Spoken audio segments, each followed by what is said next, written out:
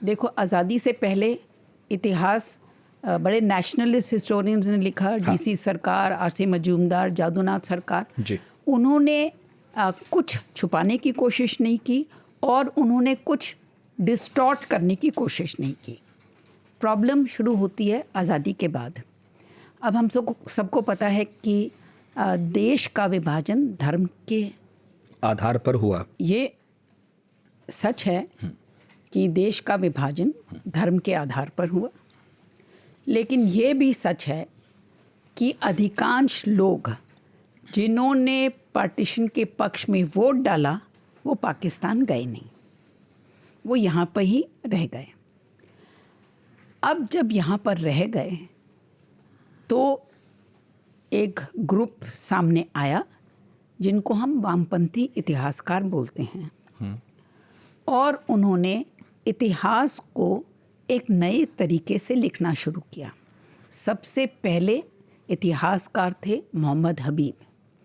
मोहम्मद हबीब इरफान हबीब के पिता हैं। उन्होंने एक छोटी सी पुस्तक लिखी, सुल्तान महमूद गज़नवी। सुल्तान महमूद गज़नवी पे क्या ज़रूरत पड़ी? क्योंकि लोगों के दिमाग में था इन्होंने मंदिर तोड़े हैं।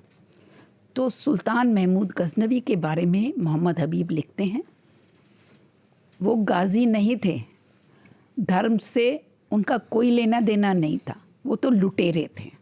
अच्छा। तो यहाँ से इतिहास दोबारा लिखना शुरू होता है। लेकिन हबीब तो उन्हें लुटेरे कह रहे हैं। हाँ, तो लेकिन ये गलत था ना। वो जो वामपंथी इतिहासकार हैं वो ये दिखाना चाहते थे कि मध्यकाल में धर्म का कोई रोल नहीं था। ठीक है। और जो इतिहास है वो धार्मिक कारणों से आगे बढ़ता है। ठीक है। तो ये विशेषता है अलीगढ़ हिस्टोरियंस की। ओके। जो अलीगढ़ हिस्टोरियंस हैं वो they say that religion has no part to play. वो क्यों बोलते हैं? क्योंकि वो दिखाना चाहते हैं कि मध्यकाल में रिलीजन का कोई रोल नहीं था, और वो कहते हैं कि आर्थिक कारण थे। तो जो आप मध्यकाल में जो इन इतिहासकारों के लेख पढ़ेंगे, पुस्तकें पढ़ेंगे, तो ये मेनली आर्थिक, नगर, शहर, ट्रेड, इनलैंड ट्रेड, इन सब चीज़ों पे इनका काम था।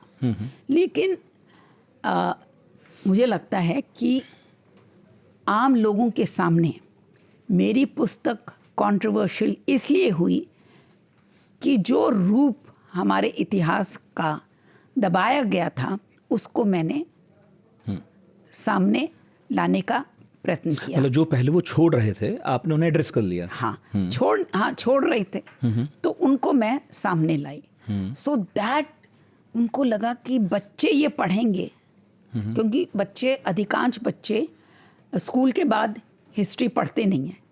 कॉलेजेस में, यूनिवर्सिटी में वो कोई IIT, कोई कुछ। एग्जैक्टली। तो उनको ये था कि इस पुस्तक को निकालना है।